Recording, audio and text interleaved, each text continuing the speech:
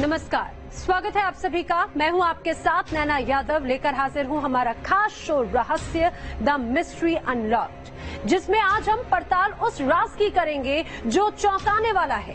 कहा जाता है कि हिंदुस्तान की जमीन पर एक ऐसी गुफा है जहां त्रेता और द्वापर युग के ऋषि मुनि आज भी तपस्या करते हैं। रात के सन्नाटे में गुफा से रूहानी आवाजें आती हैं, गुफा से मंत्रोच्चार सुनाई देते हैं। कहा तो ये भी जाता है कि इस गुफा के पास बहने वाली नदी उल्टी दिशा में प्रवाहित होती है। आखिर क्या है इसका रहस्य?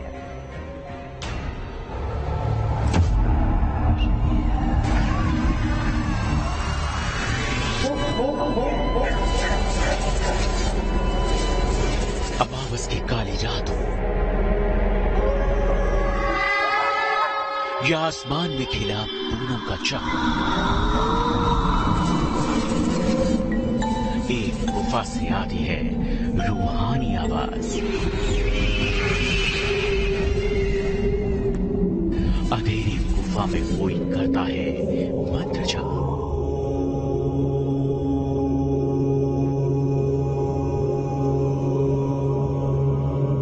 लेकिन दिखाई नहीं देता। गुफा में किसी की आवाज सुनाई देती है, पर ये कौन है ये पता नहीं। असीरगढ़ में अश्वत्थामा के आने का प्रमाण लोगों ने देखा। निधिवन में कान्हा की रास लीला के निशान भी भक्तों को मिले। मैहर देवी में आला उदल के आराधना के साक्ष्य भी दिखते हैं। ओंकारेश्वर में शिव शक्ति के राग में चौसर खेलने के सबूत सबने देखे। तो क्या इस गुफा में भी होता है ऐसा ही चमत्कार?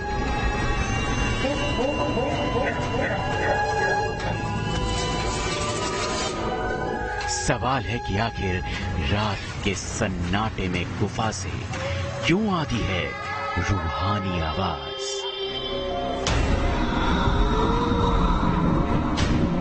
क्या गुफा में कोई करता है तंत्र मंत्र की साधना?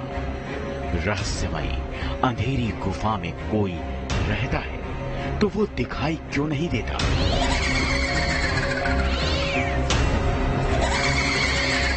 गुफा में मौजूद वो कोई इंसान है या फिर कोई दैवीय शक्ति? क्या उसके पास है अदृश्य होने की ताकत?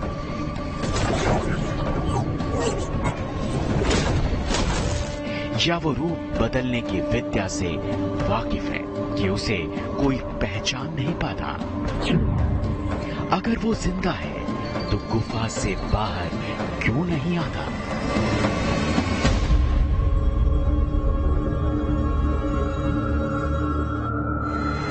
या वो किसी श्राप से श्रापित है जो उस गुफा में ही कैद होकर रह जाता है? वो कोई आत्मा है, कोई जिन्न है या कोई अदृश्य शक्ति?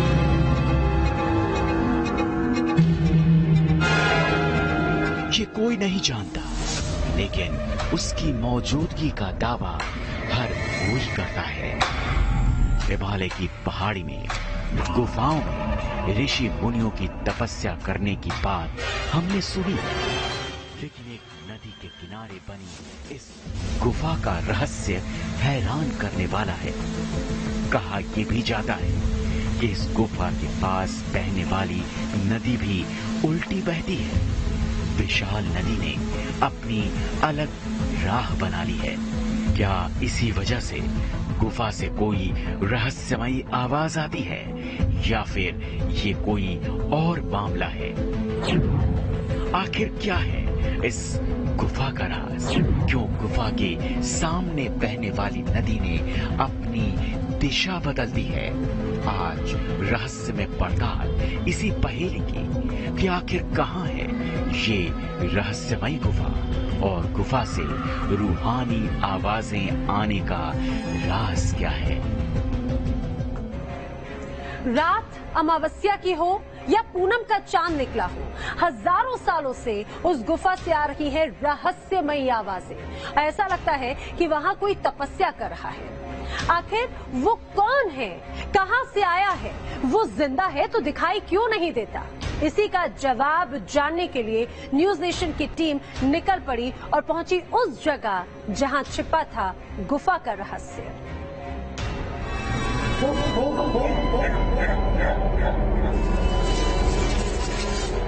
रहस्यों से भरी हिंदुस्तान की धरती पर आखिर क्या है इस गुफा का राज?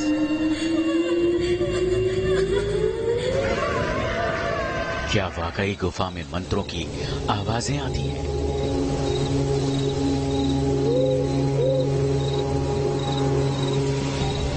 क्या कोई गुफा में तपस्या कर रहा है? कौन है वो जो यहाँ मौजूद है?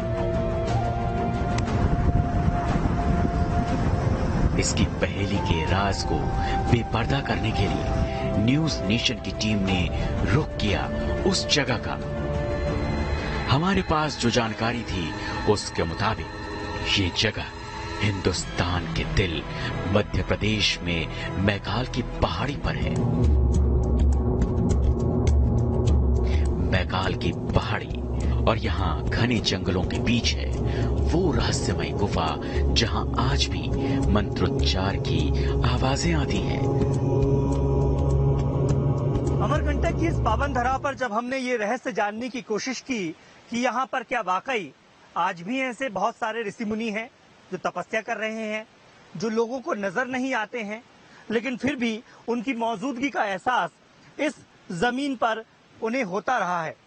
इसी रहस्य की पड़ताल के लिए हम निकल पड़े हैं कपिल धारा से दुग्ध धारा की ओर। अमरकंटक वो स्थान है जहां से पवित्र पावनी नर्मदा नदी का उद्गम होता है।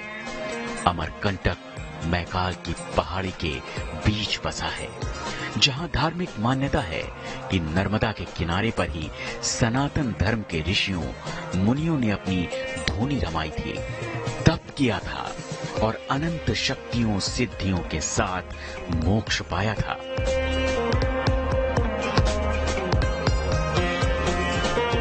हमारी टीम का भी सफर शुरू हो चुका था। पहले तो हमें घने जंगलों को पार करना था। जंगल पार करते करते हमें सबसे पहले वो नदी भी दिखी जिसके बारे में हमें बताया गया था कि ये नर्मदा है जो कुदरत के उलट बहती है।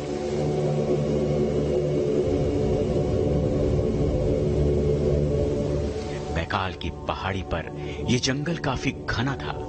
धार्मिक ग्रंथों में कथा मिलती है कि ऋषि और मुनि युगों युगों से ऐसे ही शांत घने जंगल में मां प्रकृति की गोद में ही ध्यान लगाते थे। नर्मदा नदी का ये तट, अमरकंटक की ये धरती ऋषि मुनियों के लिए कितनी ज्यादा पसंदीदा रही है। भृगु ऋषि, दुर्वासा ऋषि, कपिल मुनि, कबीर संत जैसे तमाम बड़े बड़े संतों ने यहाँ रहकर हजारों साल तप किया है और उनका ही अनुसरण करते हुए आज भी कई ऋषि मुनि यहाँ पर तप करते हैं। अपने योग बल और दिव्य सिद्धियों के बल पर ही ऋषि मुनि अपना रूप बदल सकते थे। अपने मंत्रों की शक्ति से वो मन की गति से सफर कर सकते थे। आगे बढ़ते सफर में हम भी इन्हीं बातों को सोच रहे थे। क्या उस गुफा में आज भी कोई ऋषि तपस्या कर रहे हैं क्या?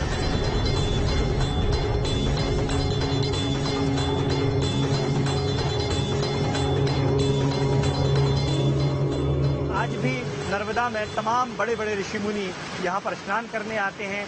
आज भी कई ऐसे ऋषि मुनि हैं जो तपस्या करते हैं, लेकिन आम इंसान को अपनी आम आंखों से नहीं दिखाई देते। नर्मदा का किनारा पकड़कर हम लगातार आगे बढ़ रहे थे। तभी हमें एक साइन बोर्ड दिखा। साफ लिखा था, ऋषि दुर्वासा की गुफा आगे है।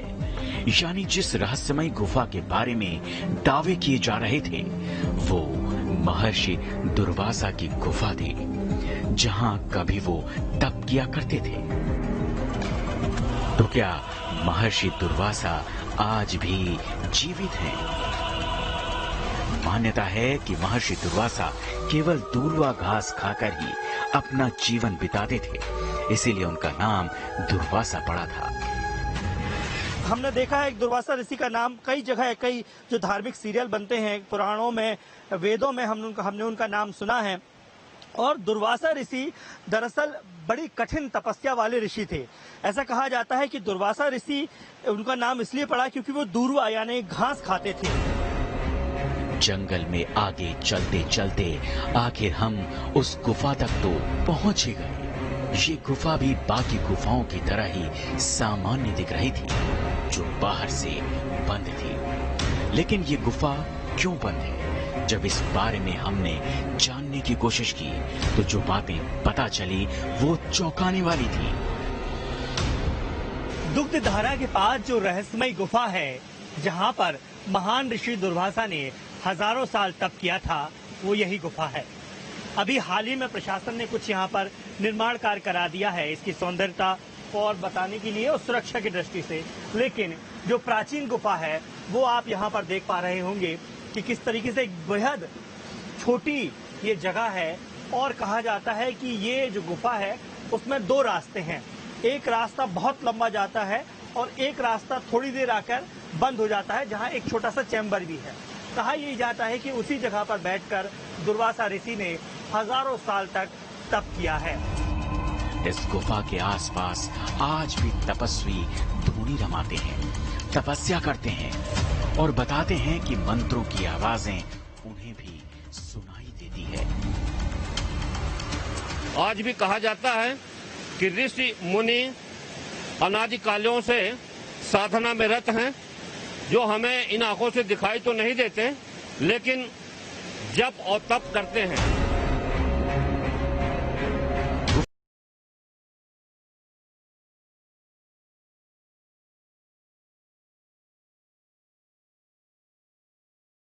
गुफा के पास ही तेज वेग से बहती नदी है, जिसके बारे में कहते हैं कि ये कुदरत के विपरीत दिशा में बहती है। गुफा भी हमारे सामने थी। गुफा के रहस्य के बारे में भी हमने सुन लिया, लेकिन इसकी तस्दीक अभी तक नहीं हो पाई थी। तो क्या गुफा से आवाज आने के पीछे इसके सामने बहने वाली नदी का कोई रहस्य जुड़ा तो नहीं था? क्योंकि ये नदी तो कुदरत के नियमों के विपरीत उल्टी बहती है। इसी पहेली को जानने के लिए हमने नदी की पड़ताल शुरू की। अमरकंटक से निकलने के बाद दुनिया को दिखता है नर्मदा का अद्भुत और अनोखा रहस्य एक नदी के उल्टी दिशा में बहने का। आखिर क्यों, जब पूरी दुनिया सीधी दिशा में चलती है, तब भी भारत की पवित्र और पावन नर्मदा नदी कुदरत के विपरीत चलती है? क्यों इसने बाकी दुनिया से अपनी अलग राह बना ली?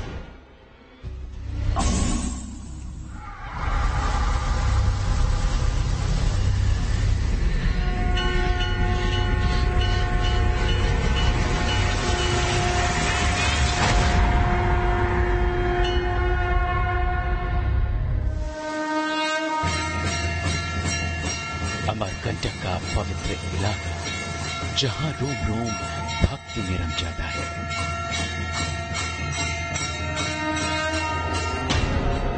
अमरकंटक में रहस्यमयी गुफा के बिल्कुल करीब नर्मदा पूरे शबाब के साथ बहती है,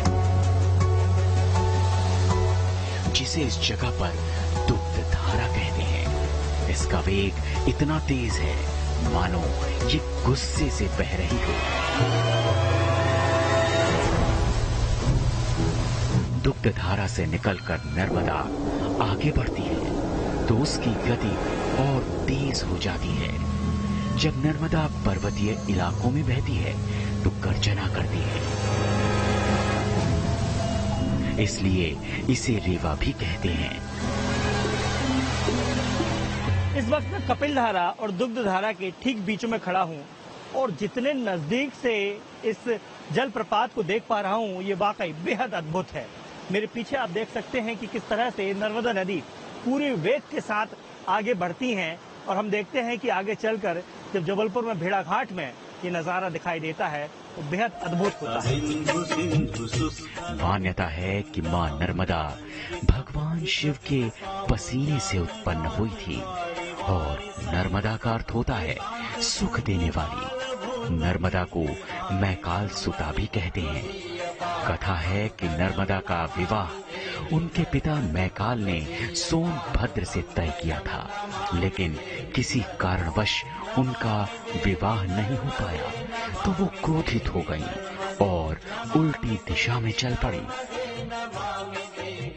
इसका प्रमाण सोनभद्र और नर्मदा के उद्गम स्थल के रूप में आज भी दिखता है। सोनभद्र जहां पूरब की ओर बहती है, वहीं नर्मदा पश्चिम की ओर बहती है।